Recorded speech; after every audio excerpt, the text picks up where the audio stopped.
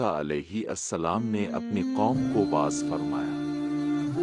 ان سے کسی نے سوال کیا، اے اللہ کے نبی، کیا زمین پر اب سے زیادہ کوئی جاننے والا ہے؟ حضرت موسیٰ علیہ السلام نے فرمایا، نہیں، میں ہی سب سے زیادہ علم والا ہوں۔ لیکن اللہ تعالیٰ نے انہیں فوراً متوجہ کیا اور فرمایا، اے موسیٰ، میرا ایک بندہ ہے جسے میں نے خاص علم دیا ہے جو تمہارے پاس نہیں۔ حضرت موسیٰ علیہ السلام کے دل میں ایک جستجو جاگی۔ وہ سوچنے لگے، وہ کون ہے؟ کہاں ہے؟ میں ضرور اس سے ملنا چاہتا ہوں۔ اللہ تعالیٰ نے بتایا، تم سمندر کے کنارے جاؤ، جہاں مچھلی کو کھودو گے وہی میرا بندہ خضر ہوگا۔ دوسرا منظر، سفر کی مشکلات۔ حضرت موسیٰ علیہ السلام اپنے خادم یوشع بن نون کو ساتھ لے کر روانہ ہوئے۔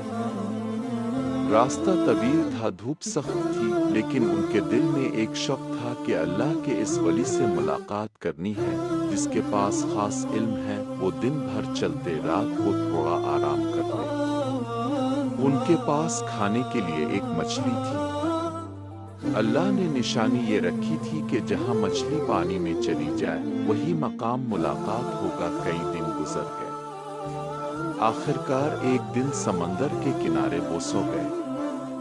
مچھلی زندہ ہو کر سمندر میں چلی گئی، لیکن حضرت موسیٰ علیہ السلام اور ان کے خادم کو اس وقت یاد نہ رہا۔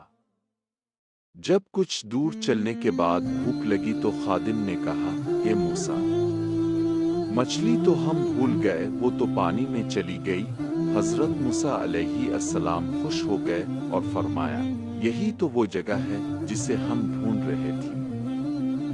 تیسرا منظر، ملاقات کا لمحہ۔ وہ واپس پلٹے اور سمندر کے کنارے ایک چٹان کے پاس ایک بندہ دیکھا جو سفید لباس میں ملبوس تھا۔ اس کا چہرہ نور سے چمک رہا تھا۔ وہ خاموش بیٹھا ہوا تھا جیسے کسی راز میں غرق ہو۔ حضرت موسیٰ علیہ السلام آگے بڑھے اور عرض کیا، السلام علیکم۔ حضرت خضر علیہ السلام نے جواب دیا اور فرمایا، السلام علیکم موسیٰ، آپ اللہ کے نبی ہیں؟ حضرت موسیٰ علیہ السلام نے ادب سے کہا، میں آپ کے ساتھ رہنا چاہتا ہوں تاکہ مجھے وہ علم ملے جو اللہ نے آپ کو عطا کیا ہے۔ حضرت خضر علیہ السلام نے فرمایا، اے موسیٰ، آپ میرے ساتھ صبر نہ کر سکیں گے۔ آپ جو دیکھیں گے اس پر سوال کریں گے۔ لیکن حضرت موسیٰ علیہ السلام نے وعدہ کیا، انشاءاللہ آپ مجھے صابر پائیں گے۔ چوتھا منظر، کشتی کا نقصان۔ وہ دونوں سفر پر نکلے۔ کچھ دیر بعد ایک کشتی ملی۔ ملا نے خوشی سے انہیں بٹھا لیا کیونکہ وہ پہچان گئے کہ یہ اللہ کے نیک بندے ہیں۔ لیکن کشتی کے درمیان حضرت خضر علیہ السلام نے اچانک ایک تختہ نکال کر کشتی میں سوراخ کر دیا۔ پانی اندر آنے لگا۔ حضرت موسیٰ علیہ السلام چونک گئے اور بولے، آپ نے یہ کیا کیا؟ یہ تو ہمیں ڈبونے کے مترادف ہے۔ حضرت خضر علیہ السلام نے مسکرا کر کہا، کیا میں نے نہیں کہا تھا کہ آپ صبر نہ کر سکیں گے؟ حضرت موسیٰ علیہ السلام شرمندہ ہو گئے اور معافی مانگ لی۔ پانچواں منظر، بچے کا قتل۔ سفر جاری رہا۔ کچھ ہی دیر بعد ایک بچے کو دیکھا۔ حضرت خضر علیہ السلام نے اچانک بچے کو قتل کر دیا۔ حضرت موسیٰ علیہ السلام کا دل دہل گیا۔ وہ لرزتے ہوئے بولے، آپ نے ایک بے گناہ بچے کو قتل کر دیا، یہ تو بہت بڑا ظلم ہے۔ حضرت خضر علیہ السلام نے پھر کہا، کیا میں نے نہیں کہا تھا کہ آپ صبر نہ کر سکیں گے؟ حضرت موسیٰ علیہ السلام بہت پریشان ہوئے، لیکن پھر وعدہ کیا کہ اب مزید کچھ نہ پوچھیں گے۔ چھٹا منظر، دیوار سیدھی کرنو۔ دونوں ایک بستی میں پہنچے۔ لوگوں سے کھانے کا سوال کیا لیکن کسی نے کچھ نہ دیا۔ بھوکے پیاسے چلتے رہے۔ اسی بستی میں ایک ٹوٹی ہوئی دیوار دیکھی۔ حضرت خضر علیہ السلام نے اسے سیدھا کر دیا۔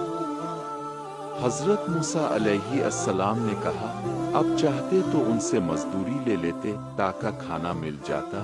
اس بار حضرت خضر علیہ السلام نے فرمایا، بس اب جدا ہونے کا وقت آ گیا ہے، لیکن میں آپ کو وہ حقیقت بتا دوں گا جس پر آپ صبر نہ کر سکے۔ ساتواں منظر، حکمت کا انکشاف۔ حضرت خضر علیہ السلام نے کہا، ایک کشتی کا سوراخ۔ یہ کشتی غریب ملاحوں کی تھی۔ قریب ہی ایک ظالم بادشاہ ہر اچھی کشتی چھین لیتا تھا۔ میں نے اسے عیبدار کر دیا تاکہ وہ بچ جائے تو بچے کا قتل۔ یہ بچہ بڑا ہو کر کافر بننے والا تھا اور اپنے والدین کو بھی گمراہی میں ڈال دیتا۔ اللہ نے چاہا کہ اس کی جگہ والدین کو ایک نیک اور صالح بچہ عطا کرے دی۔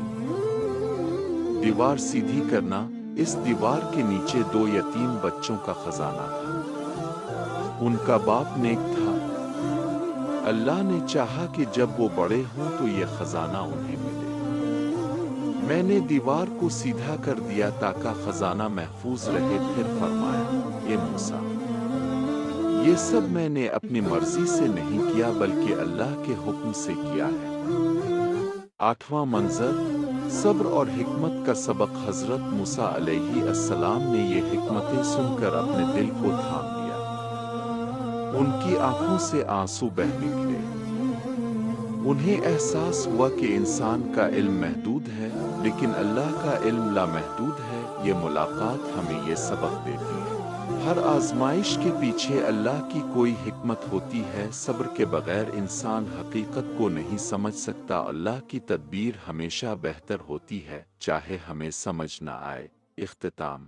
ایمان کی روشنی میرے عزیز بھائیوں اور بہنوں، حضرت موسیٰ علیہ السلام اور حضرت خضر علیہ السلام کی یہ ملاقات ہمیں یاد دلاتی ہے کہ جب زندگی میں کشتی ٹوٹے، جب بچے جیسی نعمت چھن جائے، جب معاشرہ بے انصاف لگے، تو گھبرانا نہیں بلکہ اللہ کی حکمت پر بھروسہ کرنا ہے۔ اللہ وہی کرتا ہے جو بہتر ہے۔ ہم دیکھتے ہیں ظاہر کو لیکن اللہ جانتا ہے باطن کو۔